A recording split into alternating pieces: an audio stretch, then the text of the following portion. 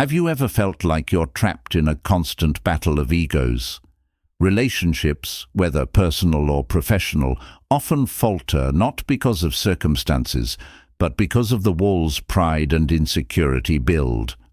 But what if I told you there's a way to break through those walls, not with manipulation or games, but with wisdom and confidence?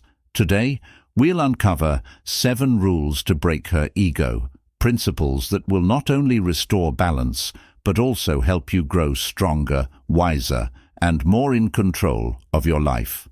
As Marcus Aurelius once said, "You have power over your mind, not outside events. Realize this, and you will find strength." So let's embark on this journey together. Stay until the end, because the last rule, it's life-changing. Number 1, master the art of boundaries. An unchecked ego thrives in environments where boundaries don't exist. Setting firm yet respectful limits is the first step to creating balance. Imagine this. You're constantly interrupted or talked over during conversations. Instead of reacting emotionally, calmly say, "I'd like to finish my point first." This isn't about creating conflict. It's about defining what's acceptable to you. Boundaries don't just protect your peace. They teach others how to value your presence. Remember the words of Epictetus, "No man is free who is not master of himself." By mastering your boundaries, you master yourself and take control of the dynamic. Brené Brown said that, "Daring to set boundaries is about having the courage to love ourselves, even when we risk disappointing others." Where do you need stronger boundaries in your life? Share in the comments below. Number 2, let go of the need for validation. Ego feeds on validation, both giving and receiving it. When someone constantly seeks approval, it's their way of fortifying their pride. To break this cycle, detach from the need to validate them or yourself. Instead of over-explaining your decisions, let them stand on their own. If she demands praise or attention, respond neutrally, like saying, "That's an interesting perspective." Neutrality is powerful. It stops feeding the ego without creating unnecessary conflict. Seneca wisely observed, "The mind that is anxious about the future is miserable." When you let go of seeking approval, you free yourself from the anxiety of external validation. David Foster Wallace said that, "You'll stop worrying what others think about you when you realize how seldom they do." Have you ever let go of validation and found freedom? Tell us your story. Number 3, prioritize self-growth over their opinion.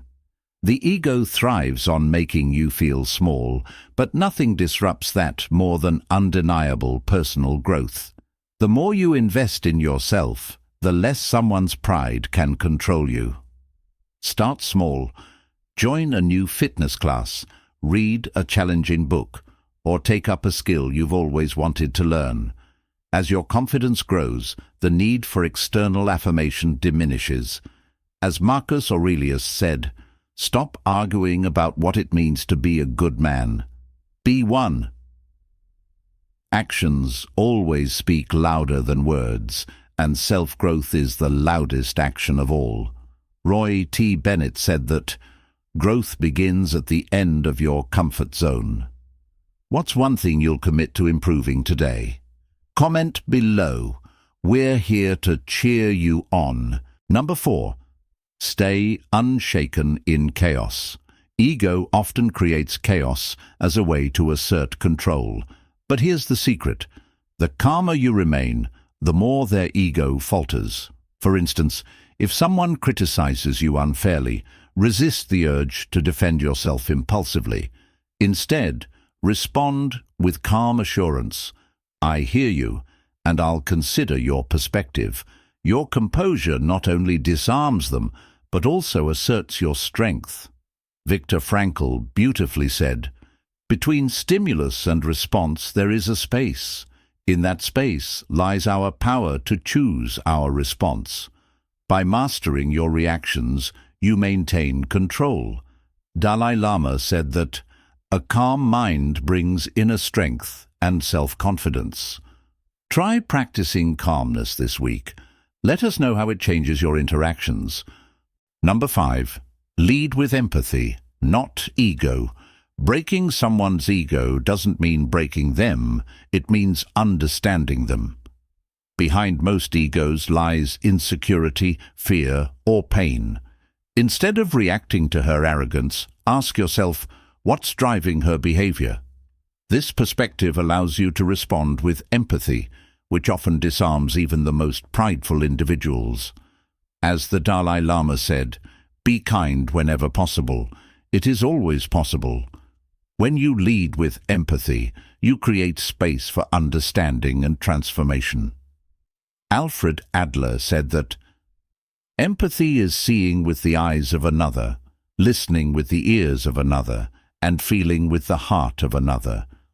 How has empathy helped you in difficult situations? Share your experience. Number 6. Actions speak louder than words. The ego loves to argue, but actions are irrefutable. Instead of engaging in verbal battles, let your actions do the talking. If she questions your abilities, quietly excel. If she doubts your commitment, show up consistently. Confidence in action is impossible to ignore. As Ralph Waldo Emerson said, "What you do speaks so loudly, I cannot hear what you say." Let your actions resonate louder than any argument. Socrates said that the way to gain a good reputation is to endeavor to be what you desire to appear. What's one action you'll take today to prove your worth? Let us know in the comments. Number 7. Walk away when necessary. Sometimes the most empowering move isn't to stay and fight. It's to walk away. Walking away doesn't mean you've lost. It means you value yourself too much to stay in a toxic dynamic. If a relationship becomes a drain, stepping back is a sign of strength. As Marcus Aurelius said, the best revenge is not to be like your enemy. By choosing peace, you reclaim your power. Maya Angelou said that, when someone shows you who they are, believe them the first time. Have you ever walked away from a toxic situation? Share your strength with us below. Breaking someone's ego isn't about tearing them down. It's about dismantling the barriers that block authentic connection. By following these 7 rules, you empower yourself while inviting growth and understanding in your relationships. As Seneca said, "As is a tale, so is life. Not how long it is, but how good it is what matters." Make your interactions meaningful and your life extraordinary. Which rule resonated with you the most? Comment below. Don't forget to like, share, and subscribe for more wisdom and empowerment. Let's walk this journey together. Let me know if these suggestions help you to live better.